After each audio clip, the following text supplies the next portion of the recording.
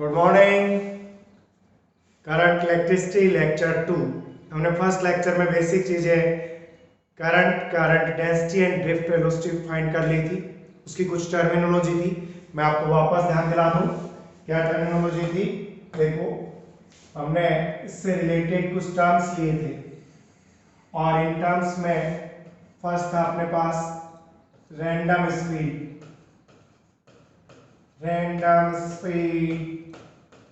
फिर हमने second term जो पढ़ा वो पढ़ा ड्रिफ्ट स्पीड, ड्रिफ्ट वेलोसिटी।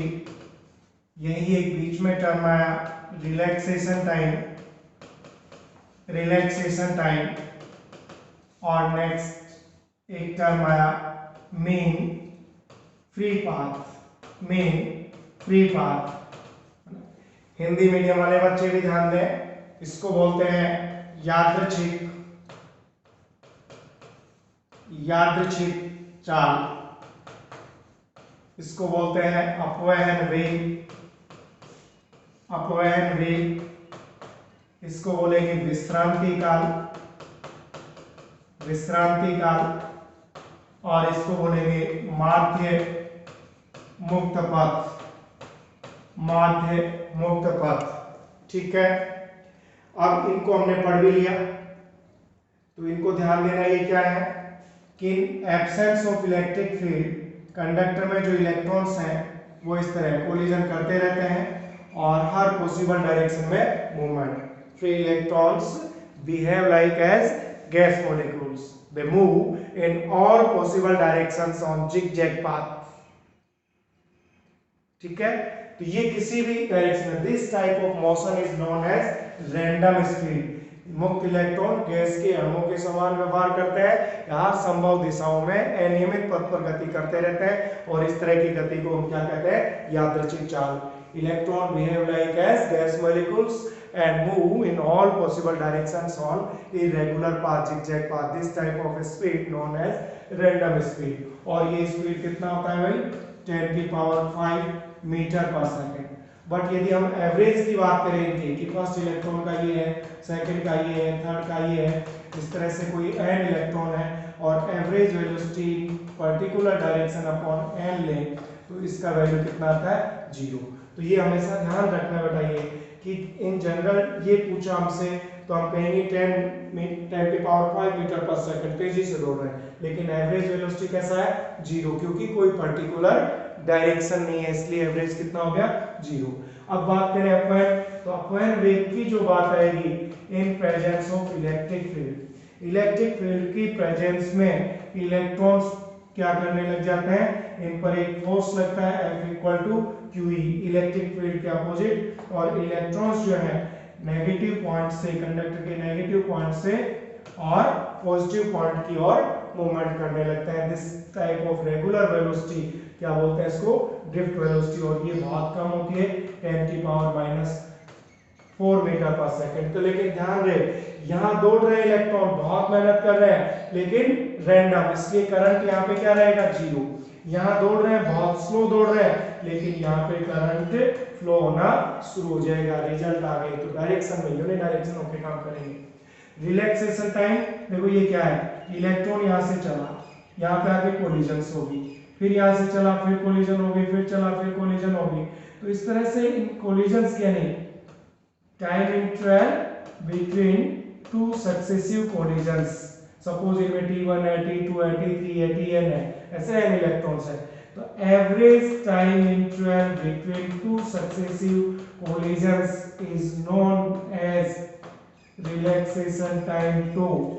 दो क्रमागत टक्करों के मध्य लगा औसत समय अंतराल विश्रांति काल कहलाता है। Average interval of time between two successive collisions.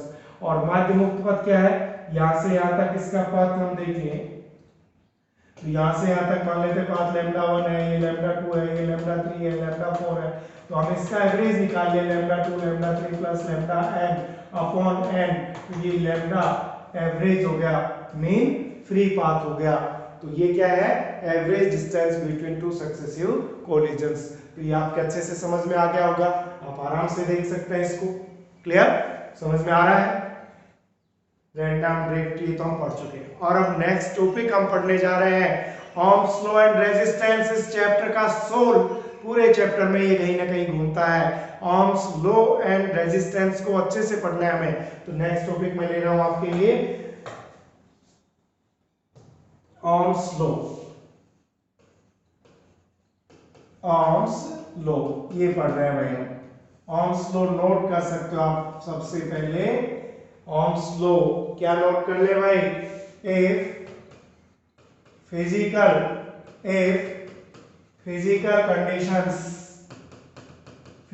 conditions of the conductor like temperature, strain, etc. remains constant, then current flow in conductor is directly proportional to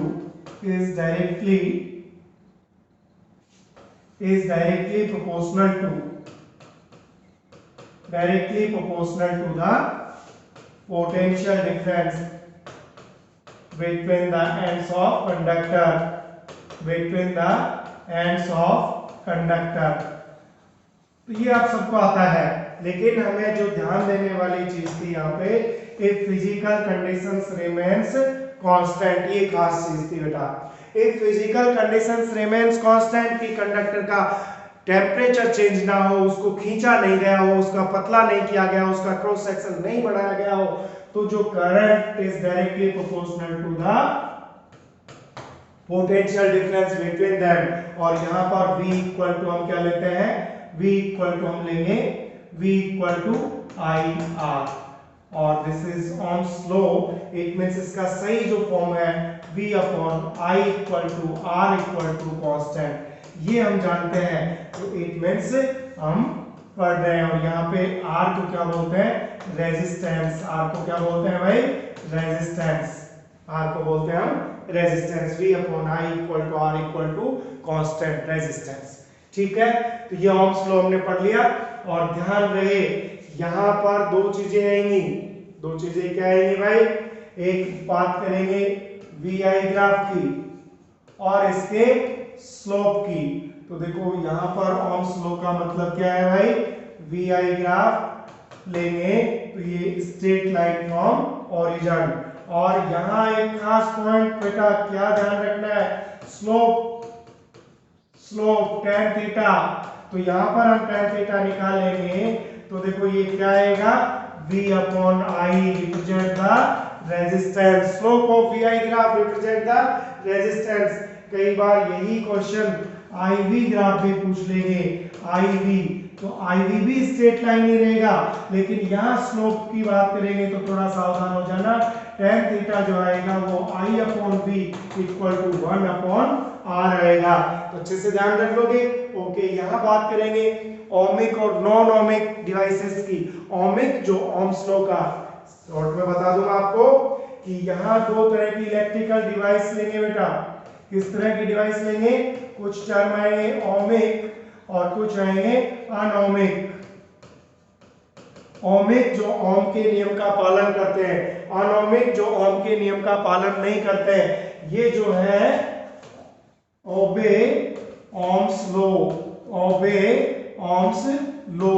it means VI जो ग्राफ आएगा ये straight line आएगा, straight line from origin. ये भी ध्यान रखना भाई, from origin.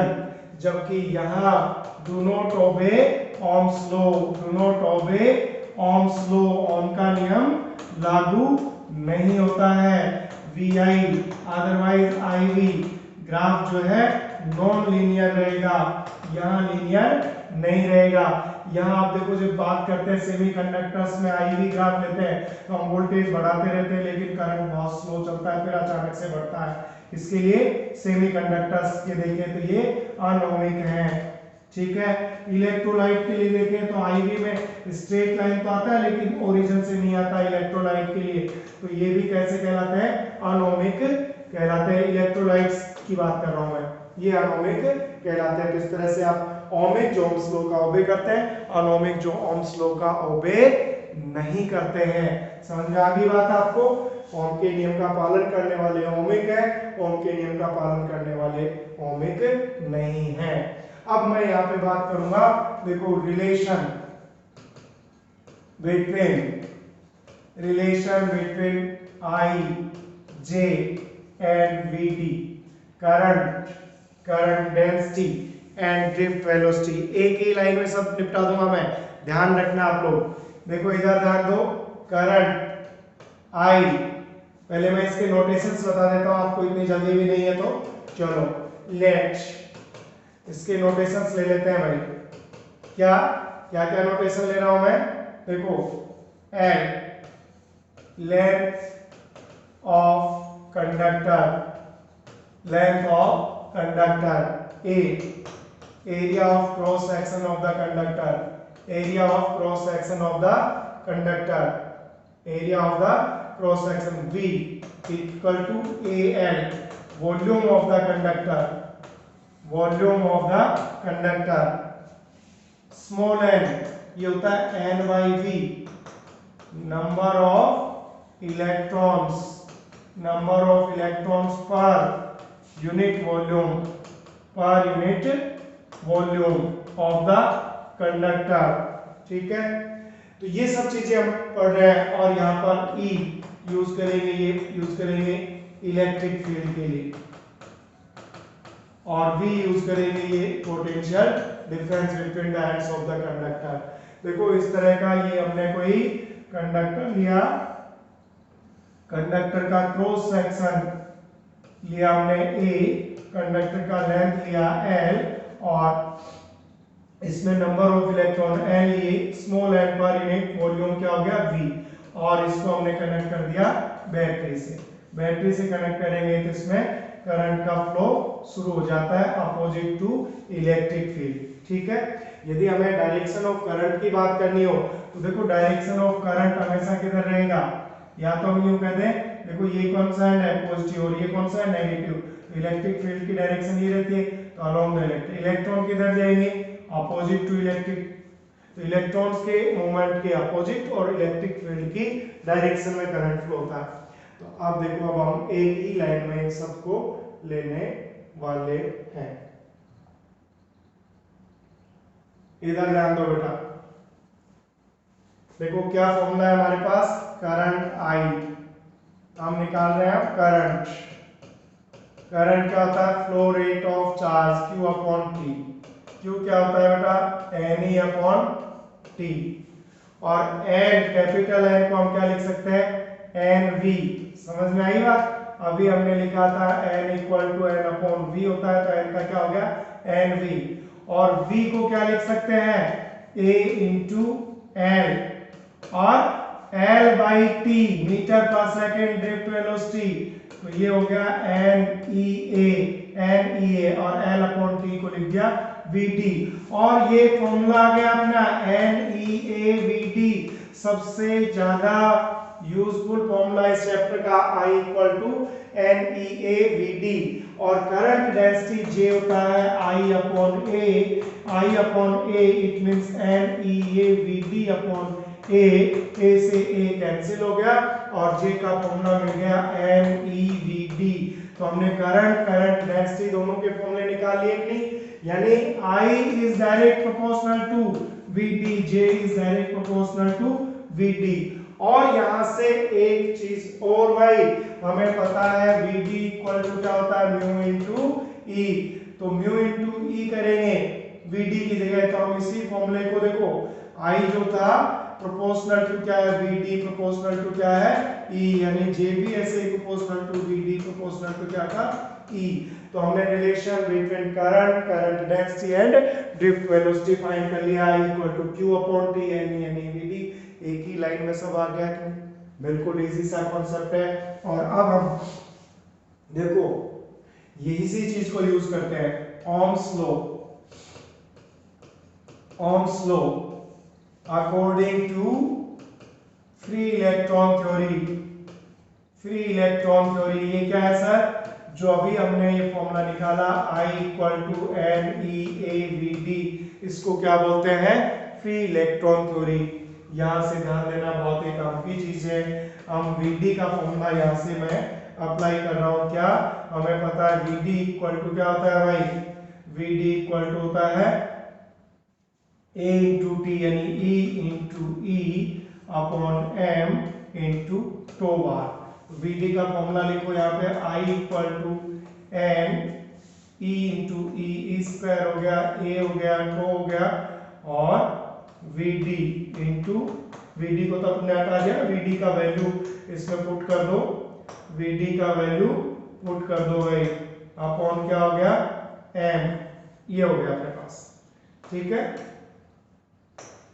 VD का वैल्यू यहाँ पुट कर दिया भाई, ये VD का वैल्यू पुट कर दो, तो अपने पास N E square A tau bar E into V, और हमें पता है E जो होता है वोल्ट पर मीटर, V बाई क्या ले सकते हैं? L ले सकते हैं। तो यहाँ से जो फॉर्मूला आया अपने पास I का, ये फॉर्मूला क्या आ रहा है भाई? देखो E की जगह लिखो तो आप I equal to N E square A tau बार, और E की जगह लिखा V by L, V by L, और पहले से क्या था यहाँ पे? M। तो देखो ये फॉर्मूला आया हमारे पास, और यहाँ से इस फॉर्मूले से, इससे देखो बेटा, ये जो फॉर्मूला आया, इससे देखो यहाँ पर V अपॉन I कर दूं मैं, तो क्या फॉर्मूला बचेगा? I को इधर लाया, M L upon N E square A tau. V upon I क्या होता है? R। ये सब क्या है भाई? कांस्टेंट, और इसी का नाम क्या दिया था हमने? R। तो देखो दिस इज ओम्स लॉ, आया कि नहीं आया? क्योंकि mass of electron, length of conductor, number of electron per unit volume, charge of electron, cross section और relaxation time all are constant, और इसी का नाम तो क्या है? रेजिस्टेंस। तो हमें यहाँ ये जो कॉन्सेप्ट था अपने पास रेजिस्टेंस वाला, ये क्लियर हो गया भाई। रेजिस्टेंस R इक्वल टू क्या फॉर्मूला आ गया? mn upon n E square A tau bar. यहाँ से रेजिस्टेंस किस पर डिपेंड करता है, किस पर डिपेंड नहीं करता है, सब चीजें क्लियर हो गई है भाई। इससे पहले मैं आपको एक छोटा पॉइंट बताऊं, उसके बाद हम रेजिस्टेंस की बात करेंगे। क्या? Microscopic form of Ohm's law. देखो, microscopic form of Ohm's law, ये क्या है? देखो इधर ध्यान दो, करंट डेंसिटी का फॉर्मूला था आपको I upon A, free electron theory से I क्या आया था? NeAVD अपॉन A, और A से A कैंसिल हो गया है। आप J का फॉर्मूला ले सकते हो, NeVD। किसका फॉर्मूला आ गया? ये J का फॉर्मूला आ गया। और यहाँ हमें पता है VD का फॉर्मूला क्या होता है? VD होता है E upon E into M into tau. इसमें VD का फॉर्मूला लिख दो। देखो VD का फॉर्मूला लिख रहा हूं भाई मैं, तो J equal to N E square tau E upon क्या बच गया? M। और यहाँ पे देखो ये जो सब है, ये सब क्या है? कांस्टेंट है, और ये मैं अभी समझाऊंगा थोड़ी देर में। N E square two upon M, ये होता है 1 अपॉन रो, और 1 अपॉन रो को क्या बोलते हैं? सिग्मा। तो यहाँ पे एक फॉर्मूला है J equal to E upon rho, और 1 अपॉन रो को क्या बोला जाता है? सिग्मा। तो सिग्मा E। रो यहाँ पे रेजिस्टिविटी, और सिग्मा क्या है? कंडक्टिविटी। और this is microscopic form of Ohm's law. Microscopic form of Ohm's law, J equal to sigma E। बहुत ही काम का फॉर्मूला है। तो हमने सिंपल सा J इक्वल टू NeAD किया, और हमने VD का वैल्यू लिख दिया। अब मैं इन फॉर्मूलों पे आता हूं। देखो भाई, अब हम मेन टॉपिक पे आ रहे हैं, रेजिस्टेंस। रेजिस्टेंस का फॉर्मूला क्या है भाई? R equal to M into L upon N E square A tau bar. यहाँ से आपको पूछे कि रेजिस्टेंस डिपेंड्स ऑन तो देखो सिंपल सा आप ले सकते हो R proportional to L and R inversely proportional to the area of cross section. बात समझ में आ रही है क्या? L और A को हम छोड़ दें यहाँ से, देखो L और A को छोड़ दो, इसके अलावा सब क्या है? कांस्टेंट है। और आपके ध्यान होगा कि इन दोनों को फिर हम कंबाइंड रूप से जब लिखते हैं तो हम इनको R proportional to L upon A लिखते हैं, और यहाँ एक न्यू कांस्टेंट जो हम लेते हैं वो न्यू कांस्टेंट हम लेते हैं R equal to rho L upon A। और यहाँ जो रो होता है इसका हम या तो बोलते हैं स्पेसिफिक रेजिस्टेंस। क्या बोलते हैं? Specific resistance. और या इसको बोलते हैं हम रेजिस्टिविटी, इसको बोलते हैं रेजिस्टिविटी। तो हम बात करें कि रेजिस्टिविटी किस पर डिपेंड करती है? रेजिस्टेंस तो लेंथ पर, क्रॉस सेक्शन पर डिपेंड करती है, लेकिन रेजिस्टिविटी देखो L और A को छोड़ के बाकी सब कांस्टेंट को रो लिया है, तो इट मींस यहाँ रो का जो फॉर्मूला आया वो कांस्टेंट क्या है? m n e square tau. तो यहीं से तो एक बात आती है क्या? Rho doesn't depends on L and A। Resistivity प्रतिरोधकता, विशिष्ट प्रतिरोध लेंथ और A पर निर्भर नहीं करता, doesn't depend on L and cross section, ये only depends on nature and temperature, इन पर ही डिपेंड करता है, नेचर और टेम्परेचर पर ही डिपेंड करता है। आई बात समझ में? तो ये था रेजिस्टेंस, और नेक्स्ट लेक्चर में हम लेके आएंगे problems based on resistance. Thank you so much, have a nice day. Hare Krishna.